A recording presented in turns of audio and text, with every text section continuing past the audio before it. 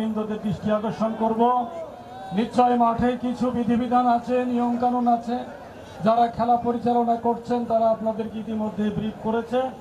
আমি আশা করব খেলোয়াড় সুলভ মনোভাব নিয়ে সেইগুলো মেনে চলে আপনারা আজকের এই শেষ অবধি পর্যন্ত 90 মিনিটের খেলা, মাঝে কিছুটা বিরতি আছে, এই খেলাটি আপনারা এমনভাবে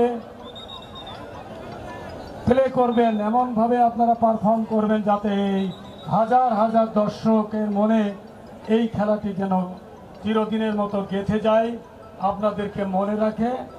আপনারা এই নৈপুণ্যতা দেখাবেন, খেলোয়াড় সুলভ মনোভাব নিয়ে জয় পরাজয় মেনে নিয়ে মাঠ ত্যাগ করবেন। দর্শকদের প্রতি, সমর্থকদের প্রতি বলবো, কারোর পক্ষ নয় বিপক্ষ নয়, যারা ভালো খেলবে তাদেরকে তো আমরা অভিনন্দন জানাবো এবং যাদের অংশগ্রহণে তারা ভালো খেলার দৃষ্টি আকর্ষণ করছি। স্যার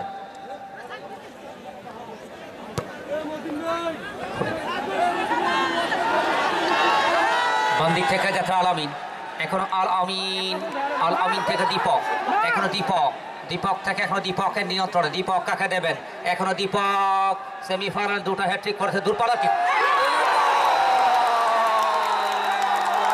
প্রশাসনের খেলা, এই জায়গায় ওই ভাইরাল ডায়লগগুলো চলবে না, দয়া করে মাফ করবেন, কোনো ডায়লগ হবে না কিন্তু একাধিক খেলা।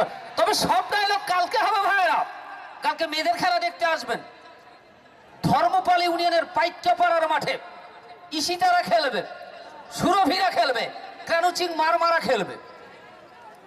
সুমন, এখানে সুমন ঢুকে পড়েছেন। সুমন আল আমিন,